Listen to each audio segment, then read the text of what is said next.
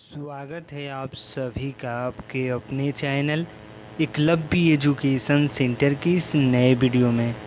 दोस्तों, आज के इस वीडियो में हम यह जानने का प्रयास करेंगे कि करेला की फसल में शैम्पू और देसी दारू के प्रयोग करने से हमें क्या क्या लाभ प्राप्त हो सकते हैं, और इसके साथ साथ यह भी जानने की कोशिश करेंगे कि आखिर हम अपने करेला की फसल में शैम्पू और देसी दारू का प्रयोग कैसे कर सकते हैं।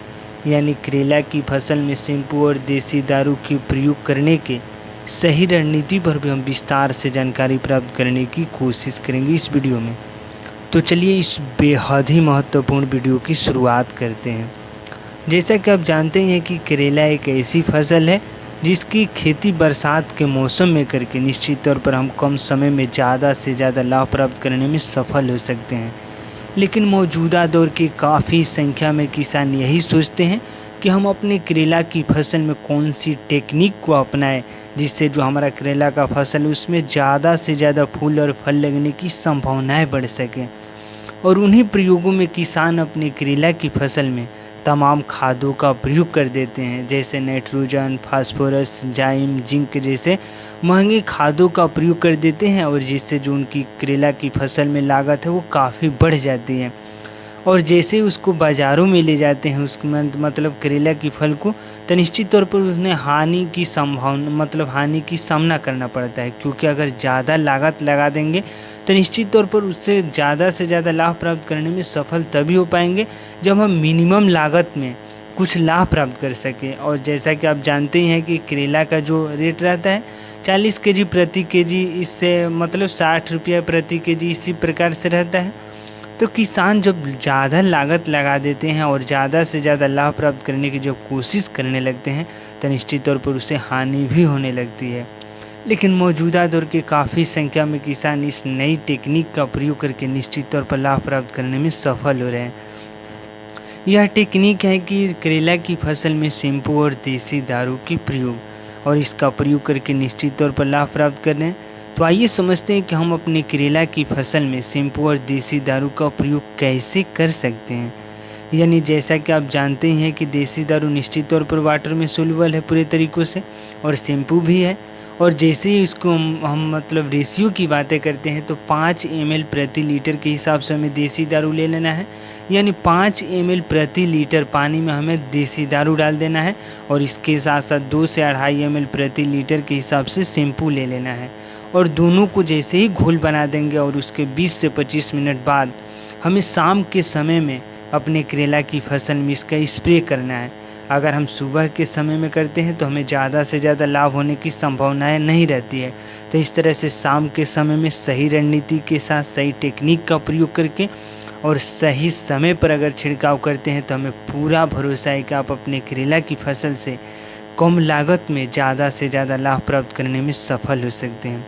लेकिन हमें यह भी ध्यान में रखना होगा कि अगर सही रणनीति के साथ सही समय पर छिड़काव नहीं करेंगे तो निश्चित तौर पर आपको नुकसान भी हो सकता है। यानी सही समय यही है कि 4 से 5 बजे के अंतर्गत में हमें इस पर करेला की फसल में छिड़काव कर देना है। और इसके साथ साथ यह भी ध्यान में रखना होगा कि मास्क लगाकर ही छिड़काव करें, बच्चों की पहुंच से दूर रखें। और इसके साथ साथ हमें यह भी ध्यान में रखना होगा कि जैसे ही देसी दारू और शैम्पू का स्प्रे कर देते हैं अपने करेला की फसल में, तो हमें अन्य दवाओं का स्प्रे बिल्कुल भी नहीं करना है, क्योंकि अगर अन्य दवाओं का स्प्रे कर देते हैं तो निश्चित तौर पर हमें नुकसान हो सकता है। तो इस तरह से सही रणनीति के साथ सही टेक्निक का प्रयोग करके अपने करेला की फसल में पूरी ताकत के साथ अगर मेहनत करते हैं तो निश्चित तौर पर आपको लाभ ही होगा।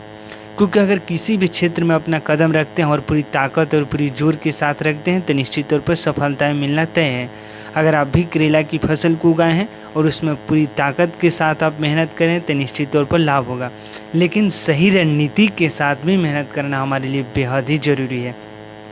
सही रणनीति यही है कि सही टेक्निक का प्रयोग करके सही रणनीति के साथ खादों का भी प्रयोग करना है। यानी सही खाद की जब हम बातें करते हैं तो DAP का हम प्रयोग कर सकते हैं। इसके साथ साथ जाइम, जिंक, इसके साथ साथ हम अन्य जिंक का भी खादों का प्रयोग कर सकते हैं।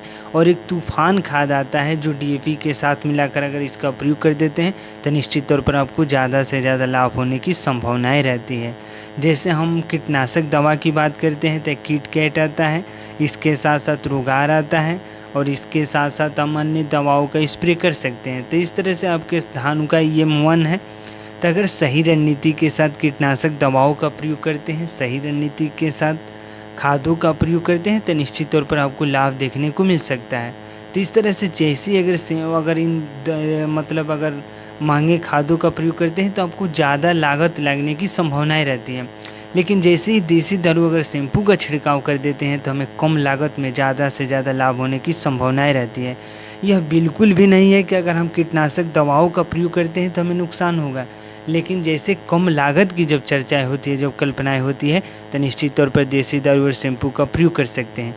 क्योंकि देसी दारू में एथेनॉल और मेथनॉल की मात्राएं होती है और वह कीटनाशक दवा के रूप में भी कार्य करता है। और जैसे इसका प्रयोग करेंगे तो निश्चित तौर पर फोटोसिंथेसिस की प्रक्रियाएं तेज होंगी। जितने भी कीटाणु बैक्टीरिया लगे होंगे आपके करेला की फसल में, वो पूरी तरीक़े से मर जाएंगे और आप अपने करेला की फसल में कम लागत में ज़्यादा से ज़्यादा लाभ प्राप्त करने में सफल हो सकते हैं। तो हमें पूरा भरोसा है कि आप अपने करेला की फसल में देसी दारू और शैम्पू का प्रयोग करेंगे और निश्चित तौर पर आपको लाभ देखने को मिल सकता है। तो आज के इस बेहद ही महत्वपूर्ण वीडियो में बस इतना ही। अगर आप हमारे चैनल के साथ नए जुड़े हैं और वीडियो अच्छा लग रहा है, कुछ सीख पा रहे हैं इस वीडियो के माध्यम से, तो हमारे चैनल को कर दीजिए सब्सक्राइब, ताकि हमारे द्वारा अपलोड किया गया हर वीडियो आपके पास सबसे पहले पहुंच जाए और हम तथा हमारी टीम भी उत्साहित महसूस करें कि आपकी करेला की फसल में शैम्पू और देसी दारू के प्रयोग करने की सही रणनीति में हम थोड़ा सा भी सहयोग करने में सफल हो रहे हैं। तो हमें दीजिए इजाज़त। धन्यवाद। Thank you.